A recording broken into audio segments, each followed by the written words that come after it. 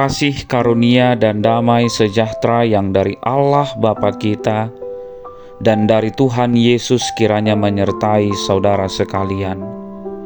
Amin. Selamat pagi saudara-saudari yang terkasih di dalam nama Tuhan Yesus Kristus. Firman Tuhan yang menyapa kita di pagi hari ini tertulis di dalam kitab Hakim-Hakim pasal 6 ayat 12. Malaikat Tuhan menampakkan diri kepadanya dan berfirman kepadanya demikian, Tuhan menyertai engkau, ya pahlawan yang gagah berani. Saudara-saudari, ada sebuah kisah masyhur tentang pematung legendaris bernama Michelangelo. Suatu hari ia berjalan melewati sebuah halaman di mana tergeletak sebongkah batu marmer besar yang sudah rusak. Batu itu pernah digarap oleh pematung lain, tetapi ditinggalkan karena dianggap cacat dan tidak berguna. Namun, Michelangelo berhenti mengamatinya dan meminta batu itu. Orang-orang bingung, untuk apa sampah itu? Dengan mata berbinar, Michelangelo berkata, Aku melihat sesosok malaikat terperangkap di dalam batu ini, dan aku harus memahatnya hingga ia bebas. Dari batu buangan itulah lahir patung David, salah satu mahakarya seni terbesar di dunia. Saudaraku, situasi Gideon dalam nas hari ini sangat mirip dengan batu marmer cacat tersebut. Ketika malaikat Tuhan datang, Gideon tidak sedang memimpin pasukan atau berdiri gagah di medan perang.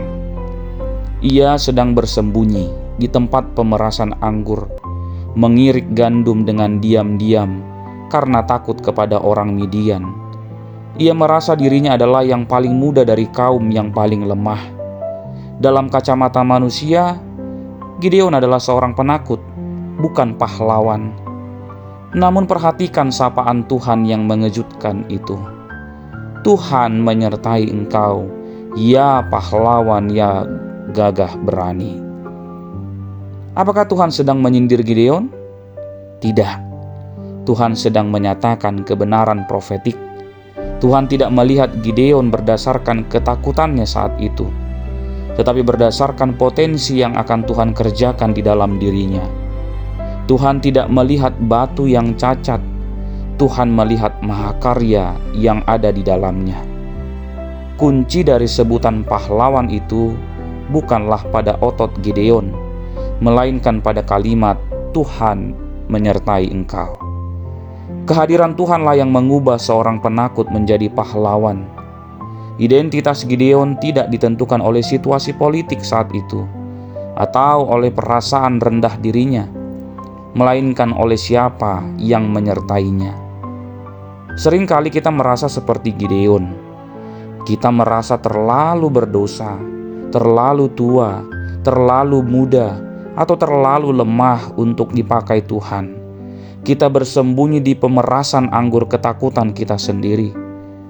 Namun pagi ini, Tuhan ingin mengubah cara pandang Anda. Dia tidak melihat kegagalan masa lalu Anda. Dia melihat potensi kerajaan sorga di dalam diri saudara. Karena itu berhentilah mendengarkan suara yang mengatakan bahwa Anda tidak berharga. Dengarkanlah suara Tuhan yang memanggil saudara pahlawan, bukan karena Anda kuat, tetapi karena Tuhan yang Maha Kuasa menyertai saudara-saudari. Keluarlah dari persembunyian dan hiduplah sesuai identitas yang Tuhan berikan. Amin, kita berdoa. Bapa yang Maha Kasih, terima kasih karena Engkau melihat kami bukan sebagaimana dunia melihat, tetapi sebagaimana Engkau merancang kami. Ampuni kami jika sering kali kami merasa kecil dan meragukan penyertaan-Mu. Ya Roh Kudus, bangkitkanlah keberanian di dalam hati kami. Mampukan kami melangkah keluar dari ketakutan kami hari ini, karena kami percaya bahwa Engkau menyertai kami. Di dalam nama Tuhan Yesus Kristus, pahlawan iman kami berdoa. Amin.